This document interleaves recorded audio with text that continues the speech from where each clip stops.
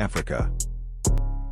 Déjà, il faut rappeler avec force que c'est vrai que la France a été la puissance colonisatrice, etc. Mais en ce qui concerne l'outil monétaire, la France a tiré des leçons de ce que nous appelons le nazisme monétaire, dont la France a été victime. C'est-à-dire quand les nazis ont pris la France et les autres pays européens, les nazis non seulement versaient du sang, mais aussi au niveau économique et surtout monétaire, ils fabriquaient de la fausse monnaie. Et dans les pays occupés, vous voulez dire? Dans les pays occupés, notamment en France. Et ces billets de banque fabriqués par les Allemands avaient cours légal ici, par exemple en France. Et avec ça, ils achetaient tout ce qu'ils voulaient. Et pourquoi vous dites nazi? Parce que est-ce que tous les pays colonisateurs font pas ça dans les pays colonisés? C'est une spécificité allemande? Oui. Ou est-ce qu'on le trouve partout? Bon, disons que nous nous appuyons sur le côté allemand. Parce que ça vous semble marquant, ça? Oui, c'est marquant, puisque quand même, la première comme la Deuxième Guerre mondiale, c'est bien contre l'Allemagne, où c'est l'Allemagne qui va envahir les autres pays. Oui. Mais ce que nous voulons surtout dire, c'est que ce puissant outil monétaire avait déjà été testé par l'Allemagne nazie dans les pays occupés. Oui, dans tous les autres pays, mais nous parlons précisément de la France, parce qu'il y a eu perpétuation par la France de ce même nazisme monétaire. Donc, nazisme monétaire, oui. Je vois d'ici les commentaires sur les réseaux sociaux qui vont parler de point Godwin d'entrée, là. Ok. Mais techniquement, ça correspond à quoi comme... techniquement, c'est... Comme caractéristique de cette... Là, vous y allez fort. Hein. Oui. Comme outil de domination. Oui, d'abord, je voudrais dire à ceux qui nous écoutent que ce n'est pas une métaphore. C'est un fait historiquement au sens littéral. Pardon? Au sens littéral. Au sens littéral. Nazisme monétaire. Voilà, c'est le nazisme monétaire. Donc, alors, j'ai dit décliner un petit peu, alors voilà. Voilà. Donc, les Allemands fabriquent des faux billets qu'on appelle, bon, pour être plus peut-être, on va dire la monnaie coloniale allemande. Oui. Mais c'est du nazisme monétaire. Et avec ces faux billets, qui n'ont cours légal que par exemple en France, eh bien, les Allemands arrivaient à tout acheter. Ouais, ce sont des faux papiers qui prennent le nom de monnaie ici, par exemple, en France. Vous savez que certains se vendaient sans même avoir besoin de billets en France pendant cette période. C'est autre chose encore, ça. Ça, c'est déjà un. Deuxièmement, d'abord, donc, reconnaître que, et d'abord, bien souligner que c'est du faux billet. Deuxièmement... Nicolas, les faux billets sont acceptés parce que il y a la force, en fait. C'est les militaires qui imposent qu'on accepte des pays. Parce que l'occupant allemand impose. Est-ce que c'était des faux billets fabriqués par l'imprimerie? Non, donc pas par l'imprimerie nationale française. Nous sommes d'accord? Non, par les Allemands eux-mêmes. Donc c'est-à-dire que c'était des faux billets qui étaient reconnaissables visuellement ou pas? Oui, visuellement.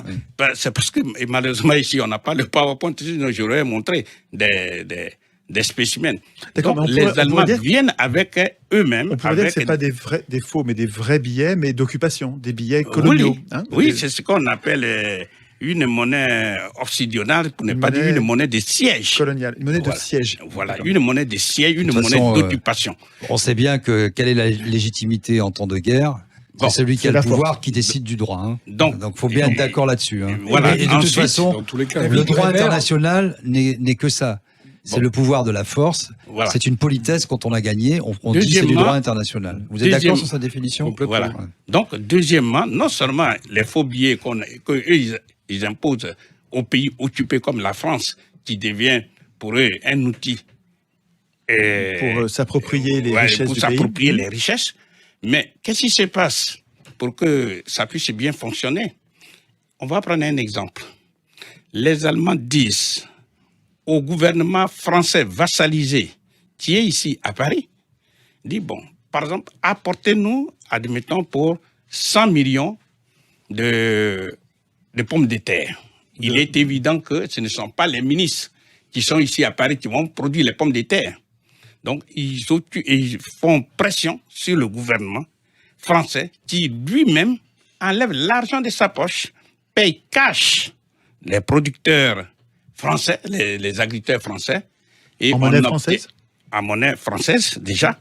Et ils obtiennent les pommes de terre qu'ils exportent en Allemagne. Seulement, les Allemands, pour payer ces Français, ils disent ceci. Nous ouvrons ici, à Berlin, chez nous, pour vous, la France, un compte. Et nous allons mettre un signe plus, c'est ce qu'on appelle créditer un compte. Que nous reconnaissons vous devoir, admettons, l'équivalent de 100 millions de Deutschmark. Ah, oui. Seulement pour pouvoir l'utiliser, il faut 2 conditions. Première condition, vous les Français, vous devez importer de l'Allemagne, donc acheter en Allemagne la balance commerciale. des produits dont vous avez besoin. Ça, c'est la première condition. Mais la deuxième condition est la plus terrible. Il faut l'autorisation préalable de Hitler. Autorisation que Hitler n'a jamais donnée. Et c'est ainsi... Ah oui, il n'a jamais donné l'autorisation. Donc, alors, ça ne pouvait pas fonctionner s'il n'a pas... Pardon ? Ça ne pouvait pas fonctionner s'il ne donnait pas l'autorisation. Non, mais c'est la force d'occupation. Et ils ont besoin, par exemple, de telles matières ou bien de telles marchandises, eh bien, les Français sont obligés de produire. D'accord. Et d'exporter. On produit des patates et on importe peut-être des machines-outils ou Justement, ils n'importent même pas. Les Français n'importent même pas. Ah oui, d'accord. Ah, mais oui. Pour l'importation, il fallait l'autorisation et là, on n'avait jamais l'autorisation. Ce qui fait qu'on n'arrêtait pas d'exporter. On n'arrêtait pas d'exporter, mais sans contrepartie. Donc, on devenait de plus en plus endetté. Exporter surtout. Et vous êtes en train de nous dire que ça fonctionne de la même manière pour le franc CFA. Je vais y parvenir, mais j'aimerais que... C'est là où ça va être intéressant. C'est ça que je vois, l'articulation. Et quand vous lisez certains auteurs, comme Pierre Catala, qui était le ministre de l'économie et des finances, il dit que, par exemple... De quel endroit? De la France. De la France, oui, d'accord. Voilà, donc, par exemple, 1 milliard par mois sont passés jusqu'à 100 milliards, les Français. C'est-à-dire, ils font ce que lui, il appelle un préfinancement. Mais dans la réalité, les Français n'ont jamais récupéré un seul centime. Qu'est-ce que c'est que ce chiffre? C'est ce que nous dit aussi Pierre Arnoux. 1 milliard, 100 milliards, c'est quoi? C'est le chiffre des exportations de patates. Ce sont des chiffres d'exportation. En fait, ce sont les richesses que nous avons consenties vers l'Allemagne. En fait, on les a comme données aux Allemands contre de la dette, dont on n'a jamais osé un parallèle. Il faut terminer les composantes du nazisme monétaire. Et on va arriver sur le cas du franc CFA. Donc, la même chose. On a vu 2 points pour l'instant. Pardon ? On a vu 2 points. On a vu la fabrication des faux billets. Oui. Et puis le fait que soit imposé l'exportation de richesses en échange d'un compte. Voilà. Attention, c'est son côté prof. Point 1, point 2. Hein. Je vérifie. Voilà. Faut attention. Je suis en train de montrer que la France a été puissamment inspirée par le nazisme monétaire pour l'appliquer aux Africains.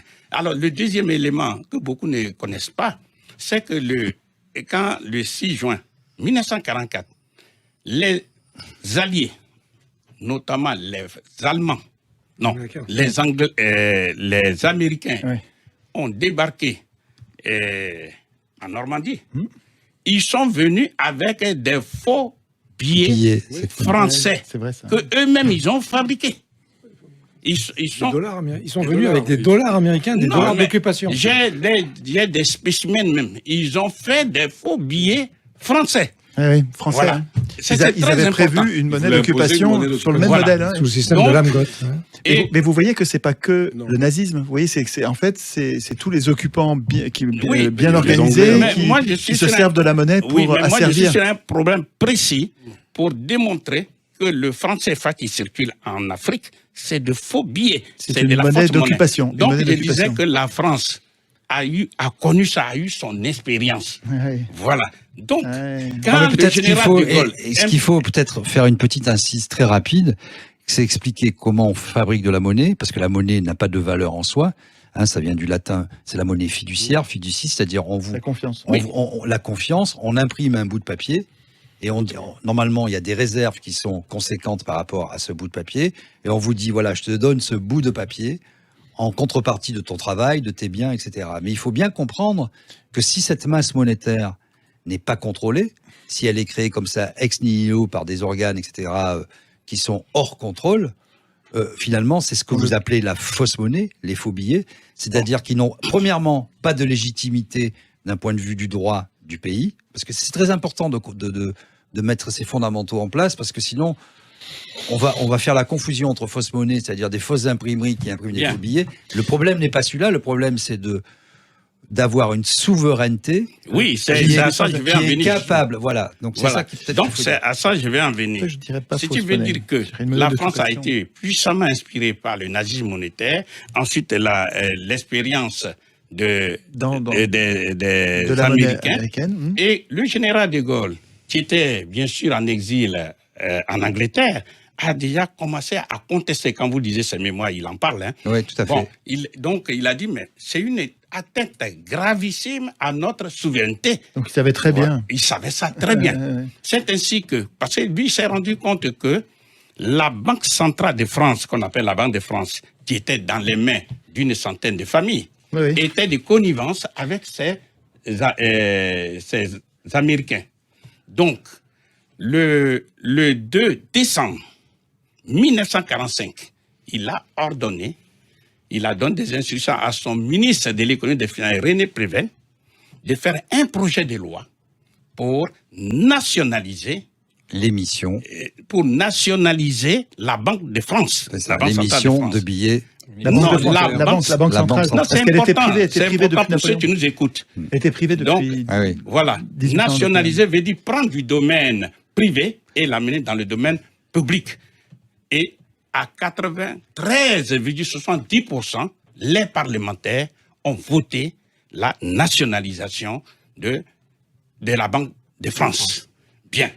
Mais dans le même mois de 1945, le 25 décembre 1945, eh bien, le même général de Gaulle l'a appliqué à l'Afrique. Le même général de Gaulle crée, à partir d'un seul décret, je ne dis pas à partir d'une loi, à partir d'un seul décret 45-01-36, article 1er, eh bien, il crée le franc CFA. Le franc des colonies françaises. C'est-à-dire exactement ce dont il est en train de se protéger les États-Unis. Il le crée pour ses propres colonies sans aucune... Lui, il se défend, ce qui est normal. C'est il agit en tant que grand patriote, c'est vrai, mais c'est en même temps un colonisateur. Donc, il applique ça à tous les États colonisés, notamment ceux d'Afrique dont nous parlons. Il y en avait déjà 14, c'est ça, 14-15 ? Ils sont 15, ceux dont nous parlons. Maintenant, comment fonctionne ce système? C'est parce que c'est ça. Ça, c'est l'historique. Mais pour montrer que c'est du nazisme monétaire, d'abord, je rappelle avec force, ce n'est pas la monnaie créée par les Africains. Parce que vous parlez de la légitimité. Dans tous les pays du monde, la monnaie appartient toujours et toujours au peuple. Il y a un débat au niveau européen. Non, non, ça c'est un autre moins qu'on puisse dire. Nicolas, ça, c'est un autre problème. On est dans le même état. Oui, nous sommes dans la même situation. Nous on ne fait créons souvent pas ce genre de comparaison, mais j'aimerais, pour ne pas noyer le poisson, voilà. Oui, non, mais on regarde le problème de l'Afrique de façon précise. Voilà. Donc, je disais que le franc CFA n'est pas une monnaie créée par les Africains. Le franc CFA n'appartient pas aux Africains. 100%, n'appartient pas aux Africains. Ça appartient à 100% à la France qui l'a inventé. Et ceci par et pour les intérêts des colons. Donc, nous voyons bien. Alors, là, il va falloir préciser, quand vous dites le franc CFA appartient à la France, aujourd'hui, quelle est la réalité de cette acception, quoi? Très bien. La réalité, ça, c'est important. La réalité est la suivante. C'est que quand on regarde, il y a deux grandes parties qu'on peut dire. Les institutions de la zone franc CFA, d'une part, et d'autre part, les 4 principes de la zone franc. Lorsqu'on regarde au niveau des institutions, où il y a la conférence des chefs d'État, il y a tout le reste, mais surtout les 3 banques centrales. Mais tout ça, c'est dominé par la France, qui essaie de s'adapter, de s'harmoniser, tout ça, mais qui a un droit de veto. Un droit de veto. Je donne un petit exemple. Sur quel genre de décision? Oui, donnez des exemples. Je donne un exemple. Il est dit, par exemple, que au conseil d'administration de la Banque centrale des Comores, où il y a 8 administrateurs, à l'instant où je vous parle, il y a 4 Français et 4 Comoriens. Ce qui veut dire, pour que le conseil d'administration se réunisse, il faut au moins 5 administrateurs, c'est-à-dire 4 Comoriens, mais au moins un Français. Si la France ne veut pas de l'ordre du jour, n'a qu'à faire simplement la politique de la chaise vide, et puis le pays est bloqué. Le quorum n'est pas atteint, donc voilà. il n'y a pas de... Deuxièmement, toujours en restant dans ce même exemple, les décisions ne sont validées que si elles sont prises au moins par 6 administrateurs. Bon, ça c'est ce que nous appelons le droit de veto. Maintenant, revenons sur le cas de la BCAO, Banque centrale des États de l'Afrique de l'Ouest. C'est le même principe de l'unanimité. Par exemple, ils ont inventé il n'y a pas longtemps, en 2010, ce qu'ils appellent le comité de politique monétaire, où ils ont mis un seul Français. Mais c'est encore le principe de l'unanimité. C'est-à-dire la politique monétaire, en fait, elle est décidée en dernier ressort par la France. Même chose, et ça c'est écrit dans les statuts pour la BEAC, Banque des États de l'Afrique centrale, où il s'est écrit clairement que la France participe à la gestion et au contrôle de la BEAC, c'est-à-dire la Banque des États de l'Afrique centrale. Oui, parce que justement, elle garantit la convertibilité du franc CFA, hier en franc français et aujourd'hui en euro. Alors, la Chine et des autres grandes puissances, les États-Unis, on peut en parler. Mais je pense, pour donner plus de clarté à ceux qui nous écoutent sur le problème du franc CFA, il faut, parce que nous sommes limités dans le temps, expliquer grossièrement, enfin, sommairement. Les avantages et les inconvénients. Voilà, les avantages et les inconvénients. Et après, on verra, parce que c'est vrai que la convertibilité, mais après, on verra. On peut voir ça. Mais, parce que souvent, les gens ont tendance à évoquer ce genre de problèmes pour, si vous voulez, faire peur. Et sans comprendre les enjeux. Il faudrait voir les enjeux en positif et en négatif. Je vais rapidement donner l'information sur les 4 principes. Le principe de la centralisation des champs, ça veut dire, ou bien les comptes d'opération, ça veut dire, depuis 1900, ça veut dire centralisation des quoi? Pardon? Centralisation des quoi? Des changes? Des changes, oui. Ou alors les comptes d'opération. C'est-à-dire, c'est du nazisme monétaire, dans la mesure où on oblige les Africains, depuis 1945 jusqu'à 1973, à déposer en France l'intégralité, 100% de ce qu'ils gagnent quand ils vendent à l'extérieur. Jusqu'à quelle année vous avez dit? 73. 73. Et à partir de 73, c'est 50%, je crois, c'est ça? Non. C'est curieux, c'est 65%. J'ai dit de 1945 jusqu'à 1973, c'est 100%. C'est 100%. S'ils ont gagné 1000 milliards de dollars, ils déposent dans un compte que la France a pu ouvrir pour eux. Nicolas, ici. Il faut juste que vous preniez, il me semble, pour ceux qui ne connaissent pas l'échange, il faut que vous preniez un exemple en disant, par exemple, quand un pays de la zone CFA a réussi à vendre, par exemple, de son coton à l'extérieur, il y a des devises qui rentrent. C'est ça qu'il faut expliquer. Et que ces devises, quand elles rentrent, c'est une richesse pour le pays, parce que normalement, ça va lui permettre d'acheter autre chose. Voilà. Et au lieu de s'en servir pour acheter autre chose, il faut qu'elle dépose cet argent, non pas dans sa banque centrale à elle, disponible pour participer au développement, mais il faut qu'elle le dépose dans une banque française, à la Banque de France. Donc, c'est au Trésor public français. Je rappelle, pour mémoire, le Trésor public, c'est l'expression financière de l'État. Donc, s'ils ont eu 1000 milliards de dollars, parce qu'ils ont vendu, eh bien, l'intégralité de ces 1000 milliards s'est déposée au Trésor public. À l'étranger, dans le pays colonisateur. Dans le compte ouvert pour eux en France. Ouais. C'est ça. Deuxièmement, de 1973 jusqu'en 2005, précisément le 20 septembre, eh bien, la France, dans sa générosité, a dit, bon, ce n'est plus la peine de prendre 100%. Il faut simplement prendre 65%. C'est-à-dire, si les Africains ont vendu pour 100 milliards de dollars, de yens, etc., ils déposent 65 milliards. Mais, Nicolas, ils ne donnent pas cet argent. Ils le déposent sur un compte, mais les pays peuvent s'en servir en faisant des chèques. Ça, c'est ce qu'on dit. Ça, c'est ce qu'on dit. Mais nous sommes en train d'expliquer les faits. Et maintenant, à la seconde où nous parlons... L'argent n'est pas volé, ils peuvent s'en servir pour autre chose, non? Mais non, je vais tirer les conséquences, vous allez voir tout de suite. Et maintenant, de 20 septembre 2000 jusqu'à la seconde, nous parlons, ils déposent 50%. Aujourd'hui, on en est à 50. La question, c'est de dire, mais quels sont les inconvénients de ces comptes d'opération? Oui. Les inconvénients sont nombreux. La première conséquence est logique. C'est que ces pays ne peuvent pas utiliser leurs devises pour acheter les biens d'équipement, les machines, pour pouvoir transformer chez eux les matières premières. C'est pourquoi ils sont sous-industrialisés. Et c'est pourquoi ils sont pauvres, parce que pour développer un pays, il faut, certes, l'outil monétaire, parce que l'économie d'un pays se gère par deux outils, l'outil monétaire et l'outil budgétaire. Alors, ici, on va faire un petit peu... À ce moment-là, c'est du vol. On est obligé de déposer et on ne peut pas s'en servir pour acheter tout le monde. C'est-à-dire que j'arrive, comme il dit, il veut faire un... C'est-à-dire quand il dépose les devises, la France n'a qu'à appuyer sur sa machine qui se trouve à Chamalières, parce que ça aussi, il faut le savoir. Ça se trouve à Chamalières et elle produit des faux billets qu'on appelle le franc des colonies françaises d'Afrique. Donc la France récupère des devises étrangères et elle ne donne au pays en question que des francs CFA. Voilà, parce qu'il faut que les auditeurs le sachent. C'est encore pire que ce que j'imaginais. Il faut que les auditeurs sachent. Le franc CFA ne se fabrique pas en Afrique.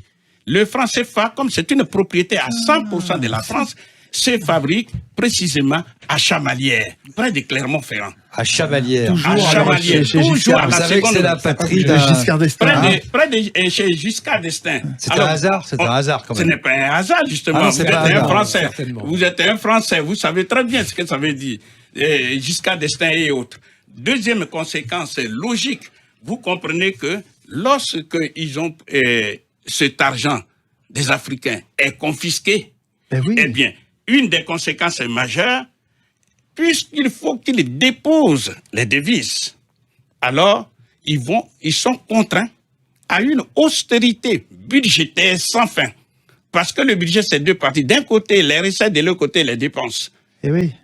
Déposer les comptes dans les comptes d'opération. Les recettes, c'est un poste budgétaire. Donc, on comprend bien les conséquences. On voit bien les Africains qui sont là, le budget de l'éducation nationale, un budget squelettique. Bon, ceux qui ont été en Afrique, ils savent très bien que les Africains sont entassés les uns sur les autres dans les bus comme des sardines, etc., etc.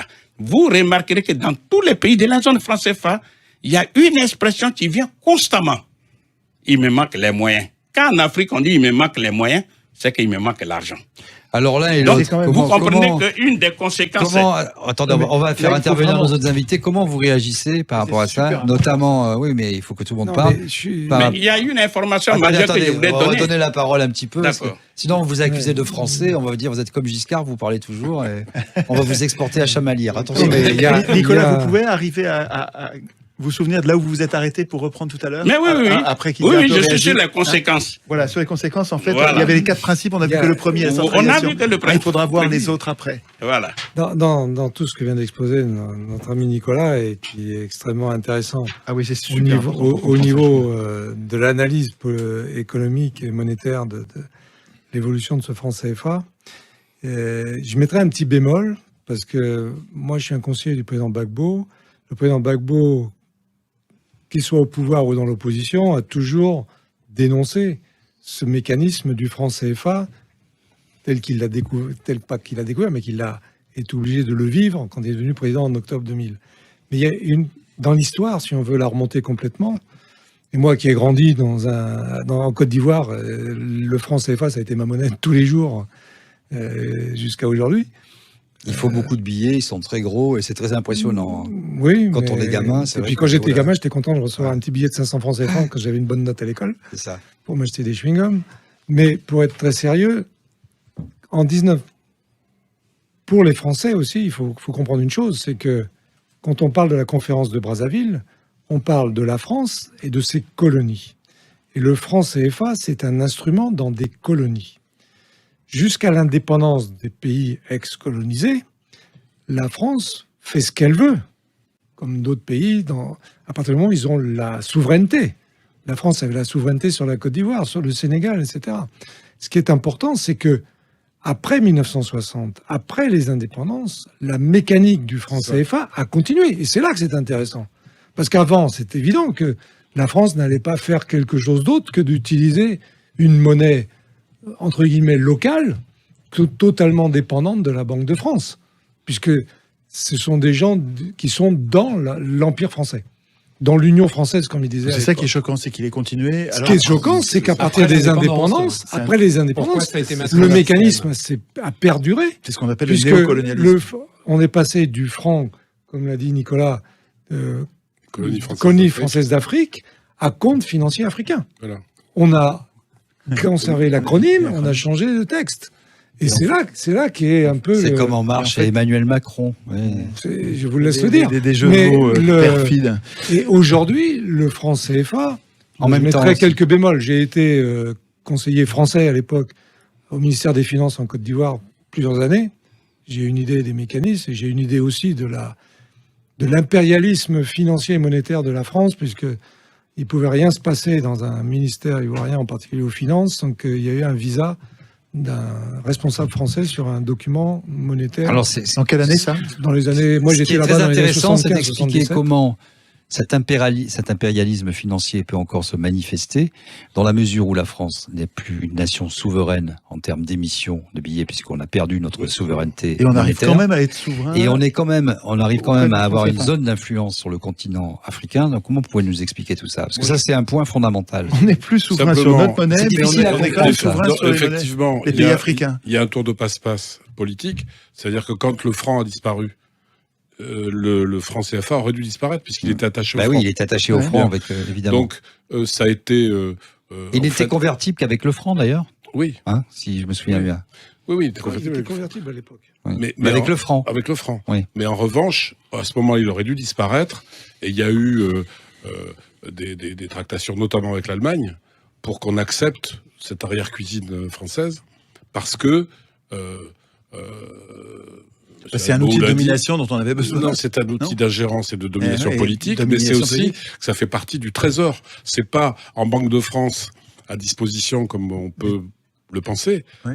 Ça fait partie du trésor français, ça fait partie du budget de la France. Du budget, ça fait partie des recettes dont on a besoin pour que les comptes soient équilibrés. Mais bien entendu. Parce que ça fait partie du budget de la France. Les exportations, les précieuses exportations rares et précieuses des pays africains qui se cassent la nénette pour être compétitifs, arrivent à vendre leurs richesses, leurs produits à l'étranger et qui en gagnent des devises. Des dollars, en gros. On leur en prend 50%. Comme si on exportait du cacao, du pétrole ou du... Bien entendu. Et on leur donne en échange des bouts de papier que sont les francs CFA qu'on fabrique à vil prix à Chamalières.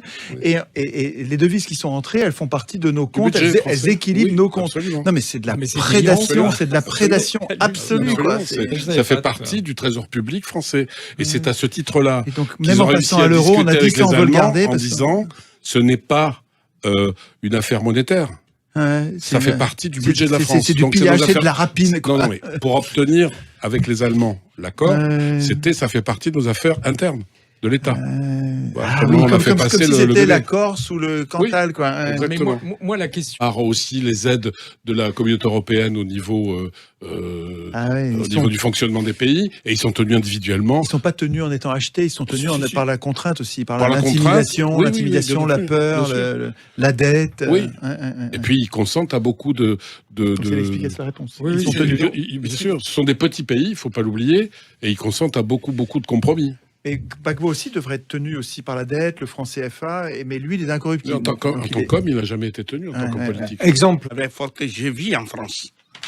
Et en France, lorsque vous dites des bêtises, on est en droit de vous traduire en justice. Oui. Et quand je parle, c'est pas seulement je parle. Ça dépend qui les prononce. Hein. Oui, d'accord. Mais j'ai mis sur la place publique un livre. Donc on peut m'attaquer. Ce qu'ils ne font pas. Pourquoi? Parce que ce que j'ai dit, je le démontre.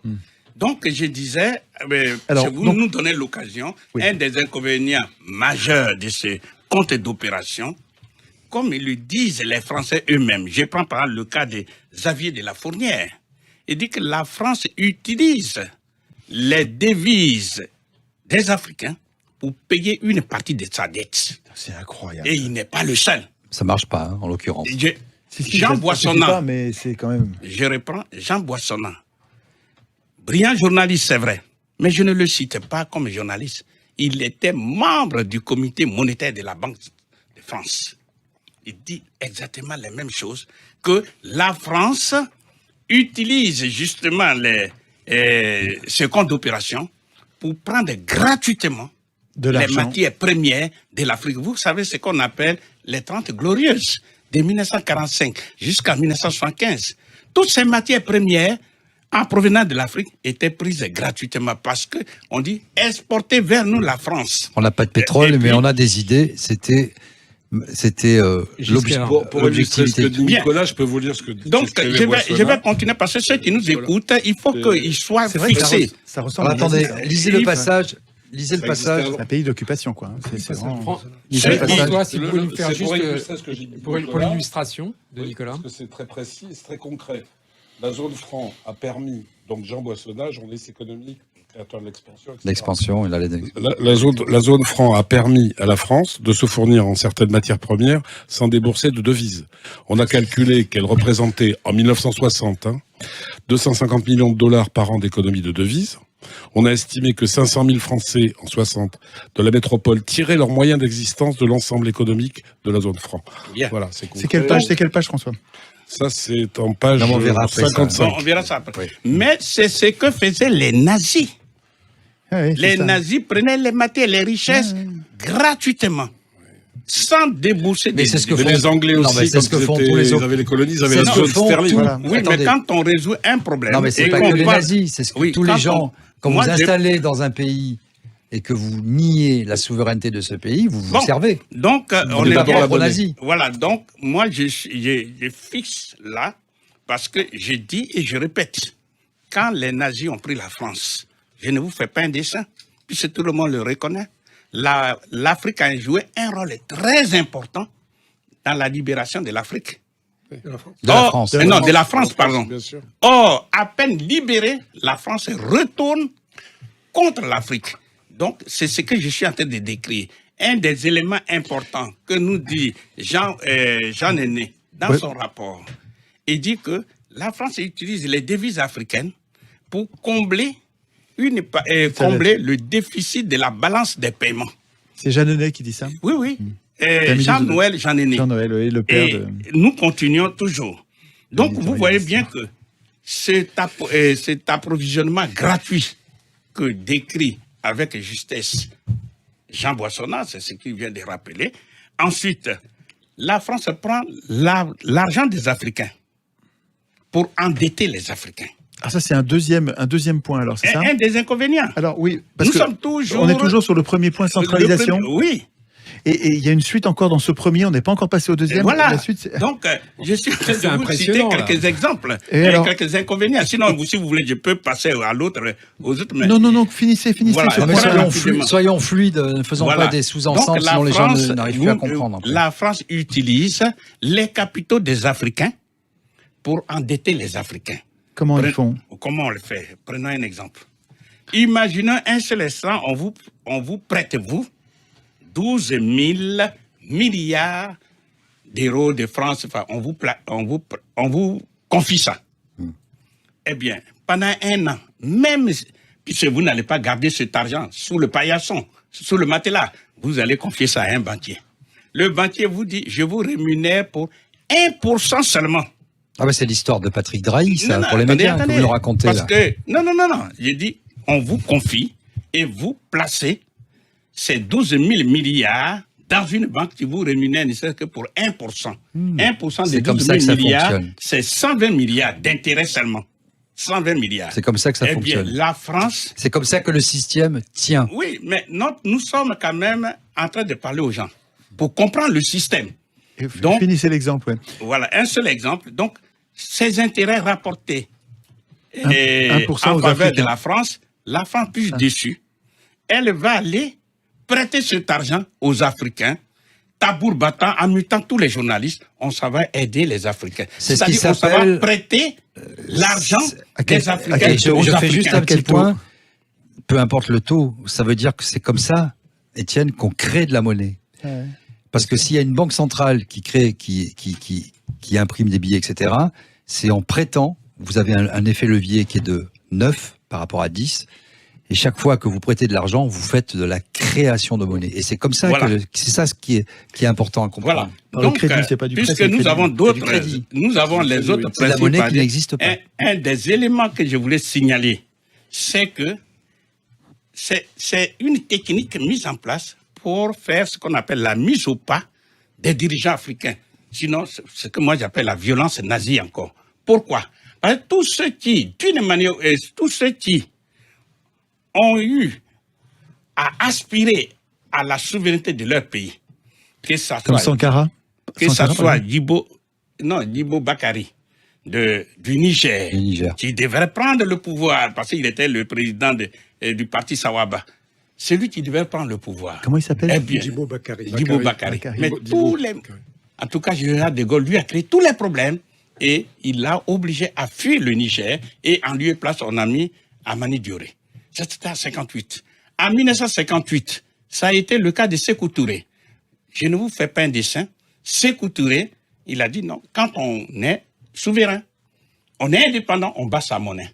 Général de Gaulle lui a créé tous les problèmes. On a même déversé sur la Guinée des faux francs français guinéens pour pouvoir...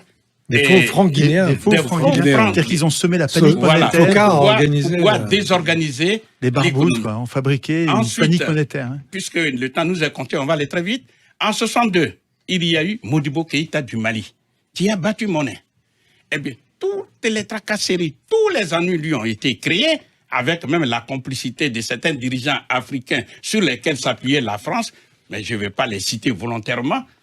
Eh bien, à la fin des fins, Modibo Keïta a été arrêté, mis en prison, empoisonné et mort en prison. Ah ben oui.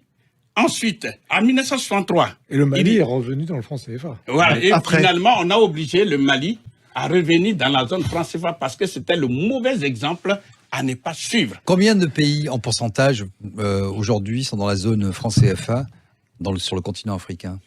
Non, il y en a 15. Ce sont 15. ces 15 dont nous parlons. 15. Ensuite, Essentiellement en Afrique de l'Ouest en Afrique, non, en Afrique de l'Ouest et en Afrique et en centrale. Afrique centrale. Vous retrouverez tous ces exemples et en dans ce livre hein, qui est 1963. c'est passionnant. Hein. En On les 1963, présentera à la fin. On en refera. 1963, il y a eu Sylvanus Olympio du Togo. Le 15 janvier 1963, il devait mettre sur la place publique la monnaie du Togo. Eh bien, 2 jours avant, c'est-à-dire le 13 janvier 1963, il a été assassiné. Parce que justement, il veut battre monnaie. Après, il y a eu, en 1975, il y a eu Ngueta Tombalbaye du Tchad. Eh bien, parce qu'il voulait battre monnaie, il a été bombardé par l'armée française, par les bombes françaises, et il est mort dans son palais. Ensuite, vous connaissez l'histoire de, comment on appelle, Kadhafi, qui On la connaît très voulait, bien. peu importe tout ce qu'on dit, mais nous sommes dans le domaine de la monnaie. Il voulait créer la monnaie africaine, c'est-à-dire la Banque centrale africaine avec la monnaie africaine. Par voie de conséquence, le franc CFA allait disparaître. Vous savez ce qui est arrivé. Et enfin, je prends le cas du président Laurent Gbagbo de Côte d'Ivoire. Alors, rappelez-le, s'il vous plaît, ce qui s'est Tout simplement, on a fermé, lors de venue de Paris, on a fermé sans sommation, sans préavis, toutes les banques commerciales qui sont en Côte d'Ivoire. Alors imaginez un seul instant. Vous êtes un chef d'entreprise. C'est quand, ça, vous en quelle voulez année retirer l'argent. Au Vous ne pouvez moment de la pas, crise. vous ne pouvez quelle pas année payer 2011. ni les 2011. salaires, ni les fournisseurs. asphyxier la En un mot, vous, Vous êtes ruiné. votre entreprise Vous faites faillite. votre entreprise est bloquée. Et- Vous êtes un ménage. Vous voulez retirer de l'argent pour nourrir la famille, payer les médicaments. Ah oui, vous oui. ne pouvez pas. C'est tout le système des encaisses qui est bloqué. Mais c'est la France. La France a le moyen de fermer les banques commerciales Mais ivoiriennes. bien sûr que j'ai c'est aucun ce qui des détient la filiales. monnaie. Si Nicolas me permet, j'ai C'est elle qui vécu. détient la monnaie. Et par vous, écoutez bien. Y compris les Quand- banques commerciales ivoiriennes. Oui, bien sûr, Non, puisqu'il y a la solidarité aussi. Parce que c'est ça qu'il faut savoir. des filiales. Parce que quand on dit la BCC, c'est bien et la BNP, la Société Générale, c'est bien la Société Générale, Des filiales. et par commodité, et non, pas par solidarité, quand toutes les autres Banques banques ivoiriennes. commerciales Ouais. ont fermé. Mais ce que je voudrais dire, parce qu'il ne faut pas noyer le poisson, quand ces banques ont été fermées vers la fin, eh bien, Gbagbo était obligé, puisqu'on a même retiré, on a interdit aux représentants du président Gbagbo, à la BCAO qui est la banque centrale de ces 8 États, hein, on les a renvoyés. Gbagbo a été donc obligé de dire, bon, en tant que premier responsable du pays, eh bien, je suis obligé de créer la monnaie ivoirienne. Et selon Kone Katina, le ministre du budget de l'époque, il dit au plus tard, le 15 mai. Quelle année? 2011. Des auditeurs, comment sortir de tout ça? Voilà. Donc, on aimerait bien faire plus dans le constat, mais à un moment, il faut... Oui, parce que là, moi, je suis en train d'exposer les faits, les diagnostics, et j'ai bien peur qu'on laisse les auditeurs sur leur faim. Donc, puisque le temps avance à pas de géant, si on prend le temps, hein, vous avez vu, quand même, on l'a fait à l'africaine. Hein, voilà. Donc, on l'a fait pas voilà. Donc, à si la vous française, voulez, hein. je vais dire quelques mots sur le deuxième principe. Et surtout, rappelez-moi votre question, parce qu'elle est très importante et je vais donner une réponse. Donc, deuxième principe, c'est ce qu'on appelle le principe de la libre convertibilité des francs CFA hier en francs français et aujourd'hui en euros. Bien. On vous dit toujours que c'est une bonne chose pour les Africains. N'oublions pas que ce sont des systèmes, enfin, c'est un système mis en place à l'époque coloniale par les colons et pour les intérêts des colons. Donc, vous voyez bien, la permanence ne fait que perpétuer la colonisation. Donc, ici, quand on vous dit le franc CFA est convertible, la réalité, c'est que le franc CFA n'est pas une monnaie convertible. Dans aucun pays du monde, on appelle une monnaie convertible une monnaie comme le dollar, l'euro. Vous allez dans n'importe quel pays, vous sortez l'euro ou le dollar, vous allez dans une banque, vous dites, bon, je viens d'arriver dans votre pays, changez-moi ça et donnez-moi la monnaie. Ça ne marche pas avec le franc CFA? Non, je dis dans aucun pays, je pèse mes mots. C'est hallucinant. On vient avec des francs CFA aux États-Unis, on veut des dollars, c'est pas possible. Si vous allez avec les francs CFA, vous allez en France, quand on va en France, pas aux États-Unis. Fais-nous en France. En France, on ne peut pas changer les francs CFA en euros? Non. Il y a quelques points de... Non, ça c'est la diversion. Oui, bien sûr. Ça, c'est la diversion. Il y a quelques endroits où on peut en changer. Un peu, mais si peu qu'en fait, c'est un marché gris et parallèle. J'ai dit... au marché, quelques bureaux de change officiels. Monsieur Mattei. Dans les bureaux de change, J'ai dit, nous sommes en train de donner des informations rationnelles au public. Oui. Je dis bien, le français il est bon. Il est bon parce que chaque fois qu'on lui demande quelque chose, il dit c'est soit des faits, soit c'est rationnel. Voilà. Donc vous êtes très fort. On peut le vérifier. Il est très fort. Je vais aller plus loin. Vous devriez faire de la politique. Hein. Je vais aller plus loin. C'est une forme de politique. Vous prenez les francs CFA, c'est mis BCAO, donc l'Afrique de l'Ouest. Vous les avez en poche. Vous allez, donc par exemple, vous quittez la Côte d'Ivoire, vous les avez en poche. Vous allez en Afrique centrale. Vous allez en Afrique centrale. C'est même pas convertible en Afrique centrale. Et vous allez sur le marché. On ne prend pas parce que les deux francs CFA sont pas convertibles entre eux. Ils ne sont pas convertibles entre eux.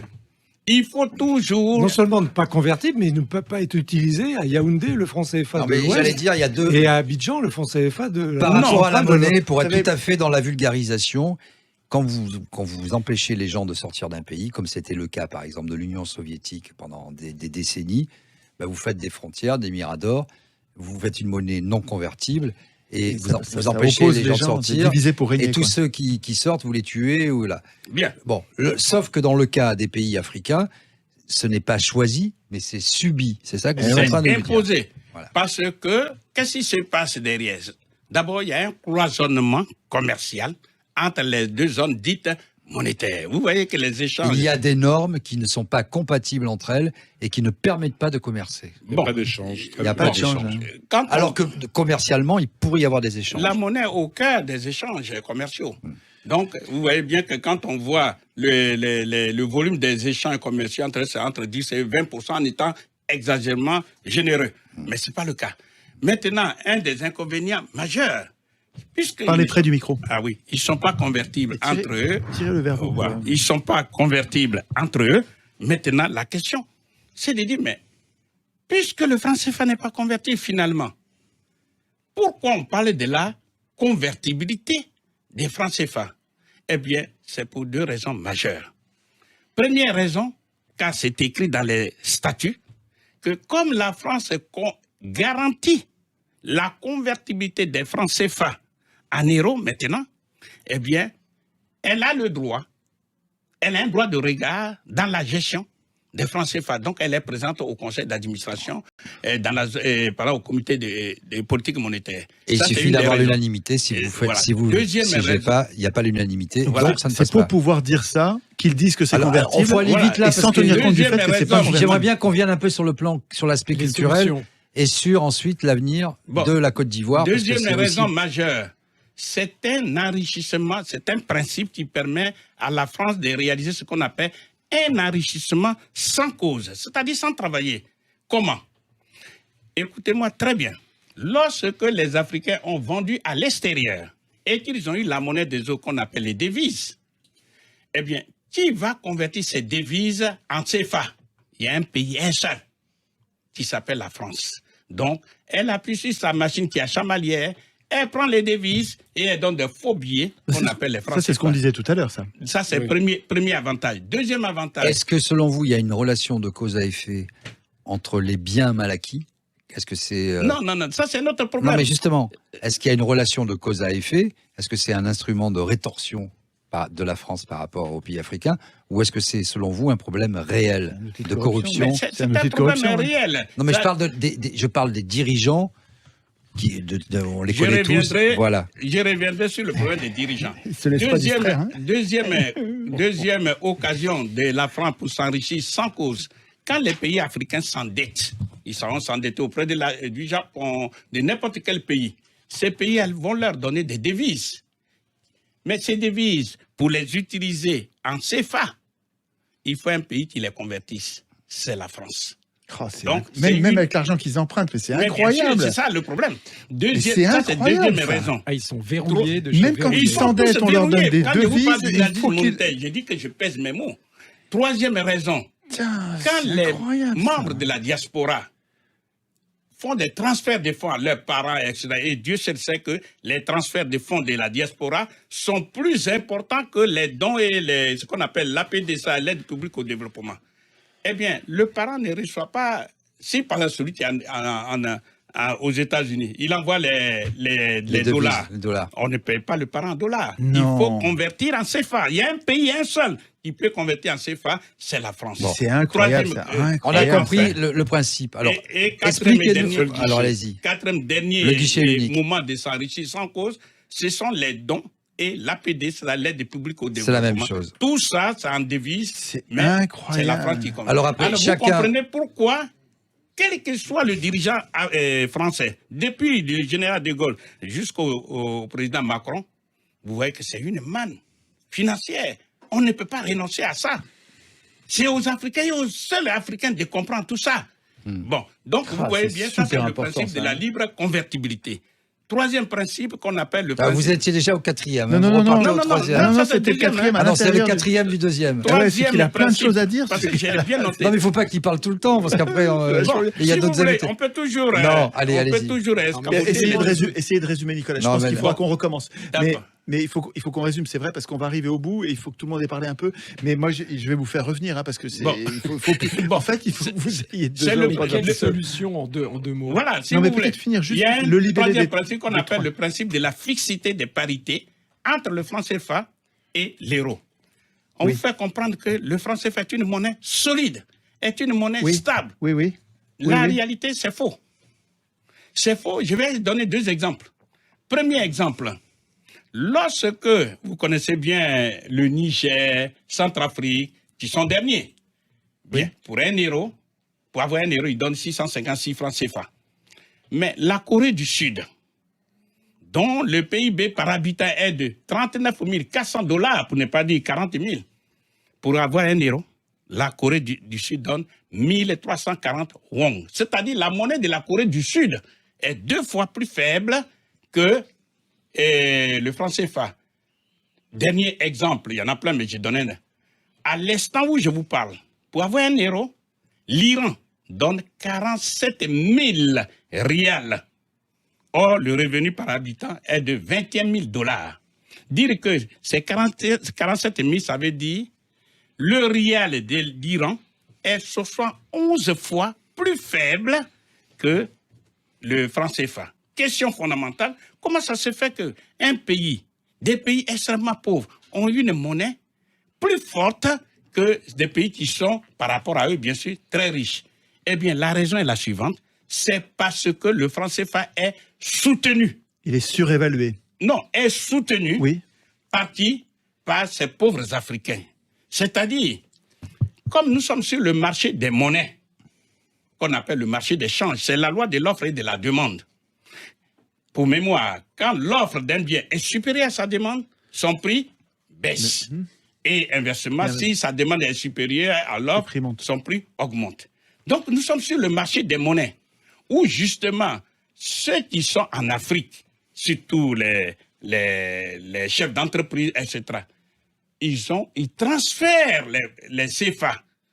Quand ils les transfèrent, il faut les convertir en dollars, non, en euros. Devise, oui. Donc, on voit bien que l'offre des CFA est supérieure à sa demande. Donc, son prix, c'est-à-dire pour avoir 1 euro, on devrait donner non pas 656 francs, mais peut-être 3 000, 4 000, 5 000 ou même 20 000 francs CFA. Mais on ne veut pas de ça.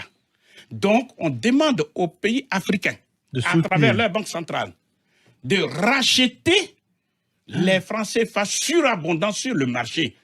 Or, on ne rachète pas les francs CFA avec les francs CFA. On rachète les francs CFA avec des devises. Mais bien sûr. Lesquelles devises devraient être utilisées pour acheter des machines, pour investir. Et on maintient l'asservissement et la pauvreté. Et la désindustrialisation, la pauvreté. C'est scandaleux, ça. Et c'est ça. Et aujourd'hui, les pays africains sont pris dans un étau. Ils souffrent. Et la conséquence est majeure. Il y en a plein, hein, puisqu'ils ont une monnaie artificiellement gonflée. Première conséquence, c'est le gaspillage de ces devises dont je viens de parler. Deuxième conséquence, la difficulté à exporter. Il y a déjà ça, mais deuxièmement, le franc CFA est soutenu non seulement par les devises, mais avec des stocks d'or que les Africains déposent. Donc, vous voyez bien...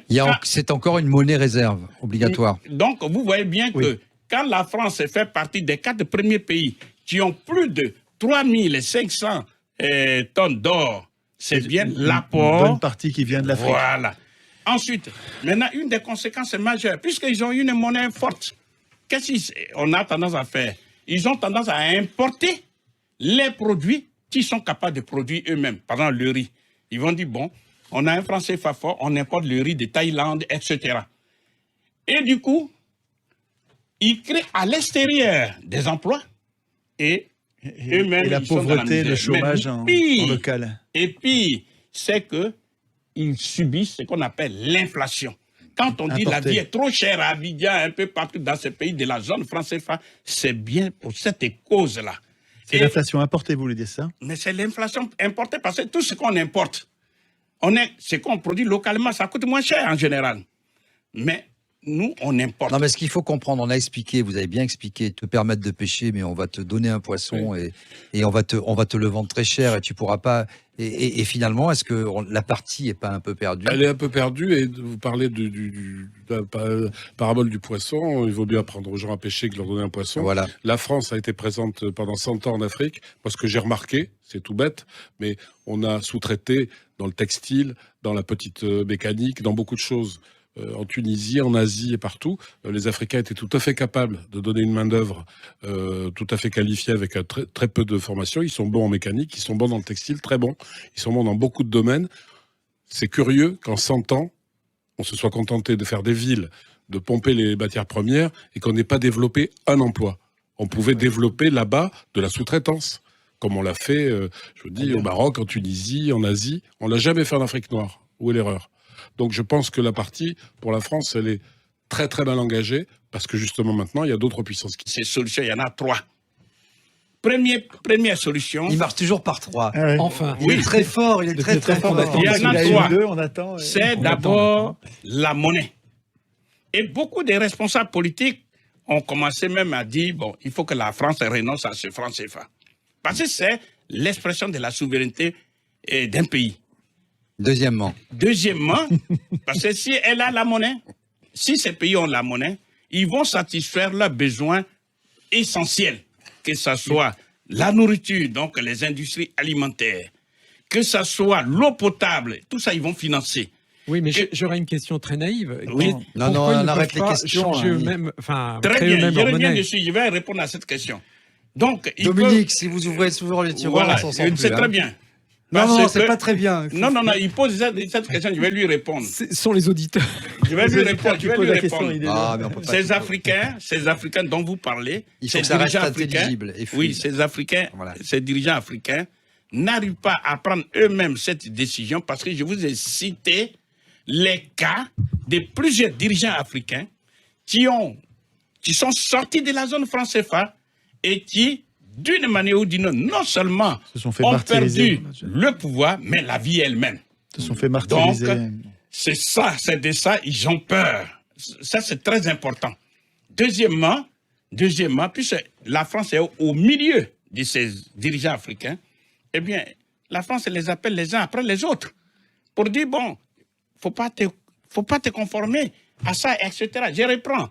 Et je voudrais rappeler qu'en 1987, on a parlé de la monnaie CEDEAO. En 1987. De 1987 jusqu'en 2017, ça veut dire il y a 30 ans. Maintenant, nous rentrons dans la 32e année. Bon. Mais en quoi c'est une solution? Là, vous êtes en train de... Ça, c'est la première solution, c'est le problème de la monnaie. Avec la monnaie, parce qu'on a notre monnaie, on a notre argent, on est encore dans la première monnaie. On peut financer ces besoins essentiels dont je parle, à savoir, par exemple, l'habitat. On peut construire des millions de logements. La main-d'œuvre est pléthorique, elle est disponible. L'espace vital se trouve en Afrique et non pas en France. Bah oui, ça c'est sûr. Bon, donc première solution, la monnaie. Ça, c'est la première solution, c'est la monnaie. La deuxième solution, c'est la transformation en Afrique de toutes les matières premières agricoles, minières, minérales et énergétiques en des produits finis qui génèrent de la richesse qu'on appelle les valeurs ajoutées. Donc ça va être l'industrialisation. C'est donc l'industrialisation. Voilà la deuxième solution. Parce que quand on a fait ça... C'est très clair. Et quand on a fait ça, je ne vois pas comment les Africains qui gagnent très bien leur vie en Afrique peuvent venir et se rendre ridicules en Europe, encore moins en France. Et la troisième solution, eh bien, on va utiliser cette monnaie pour financer de façon sérieuse l'unité des Africains, pour ne pas dire la formation des États-Unis d'Afrique. Parce que parmi tous les peuples, ceux qui ont besoin de plus d'unité, c'est bien les Africains, puisque ce sont ces Africains qui ont été émiettés. C'est vrai.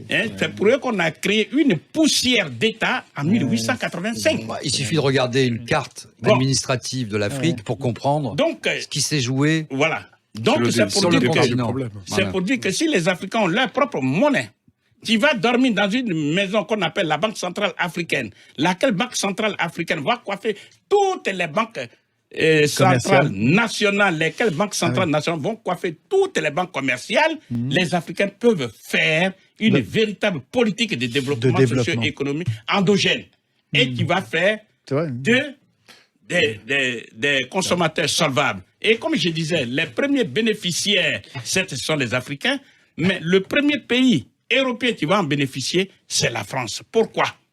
Parce que la France ne peut pas vendre des voitures qui coûtent cher à des corps faméliques. Des gens qui meurent de faim, on ne peut pas leur vendre des produits à grosse valeur ajoutée, que ce soit les machines, que ce soit l'électroménager. Quand les Africains seront économiquement solvables, mais ça va être un vaste marché. C'est grâce à ça, la France va combattre avec efficacité le chômage endogène, structurel qui sévit en France et dans les autres pays européens. Parce qu'il vaut mieux avoir affaire à des agents économiques solvables plutôt qu'avoir affaire à des gens qui sont faméliques. Ça va résoudre plusieurs problèmes, non seulement sur le plan économique, mais je vais même plus loin, même si ça dérange. Entre l'Afrique et l'Europe, il y a 15 kilomètres. Vous comprenez que à travers ces solutions, si les Européens, notamment les Français, refusent de faire preuve de cécité politique et ils appliquent ces trois solutions, il aura, et écoutez-moi très bien, la sauvegarde de la race blanche. Je m'explique. J'explique. Premier cas, nous savons sur le plan scientifique, le taux de fécondité masculin dans les pays européens. La démographie, c'est le sujet. Oui. Mais la première richesse d'un pays, c'est la démographie, c'est la population. On voit bien le cas de la Chine. Mais je vais expliquer ce problème. Premier cas, nous savons, dans les pays industrialisés, le taux de fécondité masculin a baissé de 60%. Ça, c'est un premier cas. Deuxième cas, c'est connu dans le monde entier. Plus on est riche, moins on fait d'enfants. Vous le savez. Donc, vous voyez bien que ça devient une culture. Le taux de fécondité des femmes, aujourd'hui, c'est 1,5 enfants par femme. En France, c'est un peu plus, c'est 1,7. Bon, on va dire 2 enfants. On ne va pas pinailler sur ça. Donc, 2 enfants. Donc, si on enrichit les Africains, ils vont baisser le taux de fécondité. 7 enfants. Ouais. Vous comprenez? Troisièmement, il ne s'agit pas de faire ce qu'on appelle un jugement des valeurs. Non, mais c'est un fait. Aujourd'hui, on a légalisé l'homosexualité aussi bien en France comme partout. Quand un homme épouse un homme, il n'y a pas d'enfant. Quand une femme épouse une femme, il n'y a pas d'enfant. Ce sont des faits. Et alors? Et bon, donc vous comprenez que quand on a fait ça, et maintenant, il y a un appel, c'est le 4e facteur, un appel de l'immigration volontaire par ces pays comme la France. Pourquoi? Parce que quand on met le feu en Côte d'Ivoire, on met le feu dans les autres pays africains, mais l'instinct de la conservation de l'espèce humaine exige qu'on fuit. Mais c'est ce qui se passe dans le reste du monde. Mais oui. Donc, en organisant de façon scientifique la pauvreté et la violence dans ces pays africains, eh bien, la France et les autres pays africains, non, les autres pays européens font appel à l'immigration africaine. Oui, oui. Or, quand un Africain noir épouse une femme blanche, l'enfant qui sort est un métis. Vous n'en voulez pas. Question fondamentale, est-ce que vous voulez vraiment les États-Unis d'Europe à l'américaine? Vous n'en voulez pas. Ça serait quand même la solution. Non, mais je suis réaliste. Mais le problème, c'est que non, mais ça serait basé sur... Ce sont des questions très graves. Donc, on voit bien les États-Unis d'Amérique. Quand le Kenya, en la personne de Obama, a pris 1 fois, 2 fois les États-Unis d'Amérique, est-ce que c'est ce que les Européens veulent? La réponse objective, c'est non. Donc, il faut simplement regarder la réalité en face. J'ai trouvé plus bavard que moi. Si vous voulez la conservation de la race blanche dans les années à venir, parce qu'à moins d'1 siècle, bon, je vais être gentil, à moins de 2 siècles, si ça continue, vous serez minoritaire ici. Moi, les races. Et c'est ça qui va se passer. Donc, nous qui avons. C'est un peu nazi comme idée. Et nous qui vivons ici en France, nous qui avons nos enfants, nous qui savons que quand une main humaine ne s'est pas introduite dans un coin de brousse, 100 ans plus tard, non seulement la brousse reste la brousse, mais elle devient une forêt vierge. Ça veut dire quoi objectivement? Ça veut dire l'Afrique a besoin de ses enfants. Ouais. Donc, ce n'est pas d'une égalité de cœur que nous sommes en France ou bien en Europe. On veut retourner en Afrique. Et c'est même conseillé, parce qu'il y a de l'espace vital. Tout ce qu'on demande à la France, on ne lui demande pas un seul centime. On lui dit simplement de voir la réalité en face. Laissez les Africains libres. Laissez-les choisir leurs dirigeants. Et on va commercer. On va vivre ensemble. Ce que les dirigeants officiels français ne comprennent pas. C'est ça. Sinon, ce n'est pas parce qu'on a une maladie des Français. Non. Les peuples français et africains s'entendent parfaitement. Ce sont les dirigeants français qui mettent le feu. Et c'est pour cela disons ça à ceux-là qu'il faut parler, vous qui êtes les médias, leur faire comprendre que laissez le sentimentalisme vulgaire. Regardez les intérêts de la France. Les dirigeants français mettent le feu chez nous aussi. Hein. Pardon? Ils mettent le feu chez nous aussi, les dirigeants français. Chaque pays a un problème. Pas seulement les dirigeants français. Mais ce que nous sommes en train de dire, arrêtez de faire ce qu'ils font. Parce que les Africains, dès 1900, il y a beaucoup qui ont fait des études aujourd'hui. Il y en a qui sont des professeurs, qui sont des médecins, etc. Toutes ces forces africaines ont besoin de rentrer en Afrique. Ce n'est pas en mettant le feu. Donc, il y a ce qu'on appelle un retour de bâton. Et j'aimerais que la France officielle comprenne ses intérêts objectifs. Bon, voilà.